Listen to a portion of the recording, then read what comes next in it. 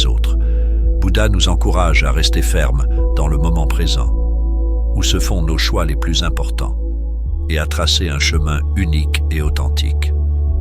En chacun de nous se trouve un chemin individuel, une carte intérieure qui nous guide vers la plénitude et l'épanouissement.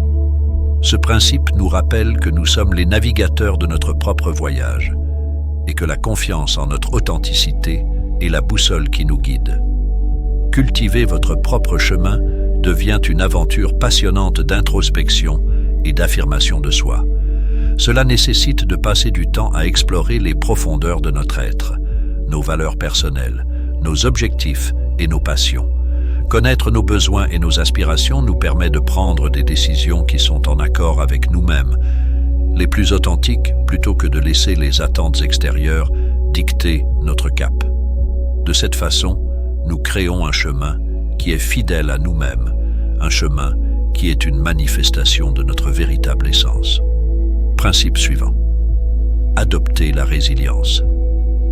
Le troisième principe nous plonge dans l'océan de la résilience, vertu essentielle pour affronter les marées incertaines de la vie.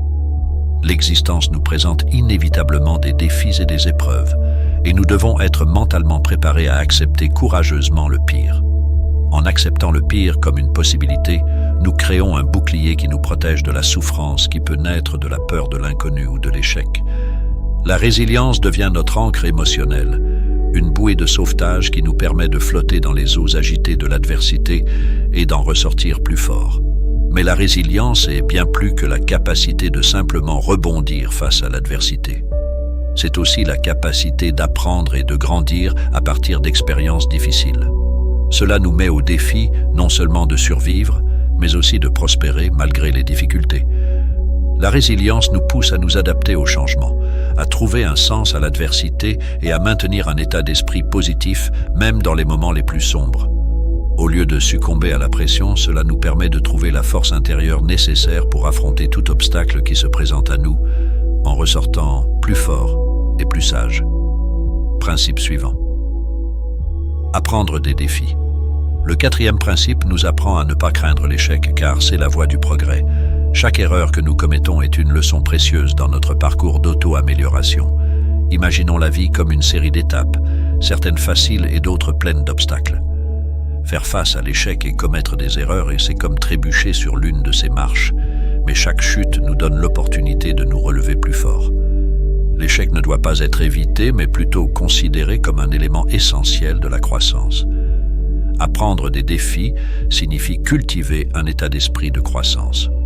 Au lieu de considérer les erreurs comme des échecs, nous les considérons comme des opportunités d'apprentissage. Cela nous permet de développer la persévérance et la détermination pour surmonter les obstacles et atteindre nos objectifs. Principe suivant, la clarté grâce à l'essence. Le cinquième principe nous guide vers la simplification de nos vies. Bouddha nous rappelle que le chemin est dans le cœur, nous invitant à nous concentrer sur l'essentiel et à laisser de côté le superflu. Simplifier ne signifie pas renoncer à l'ambition, mais plutôt discerner ce qui correspond réellement à nos désirs les plus profonds. Dans la simplicité, nous trouvons la vraie richesse, en appréciant les plaisirs simples de la vie et en cultivant le contentement du présent. La clarté par l'essence implique d'éliminer les distractions et les excès de nos vies. Cela peut inclure la simplification de nos biens, une gestion du temps plus efficace et la priorisation de ce qui compte vraiment dans nos vies. La recherche de la simplicité peut nous aider à réduire le stress et à trouver une plus grande satisfaction dans nos activités quotidiennes. Principe suivant, pratiquez l'humilité. Le sixième principe nous pousse à pratiquer l'humilité. Nous ne devenons pas sages en parlant constamment, mais en rayonnant de paix, d'amour et de compréhension dans nos actions.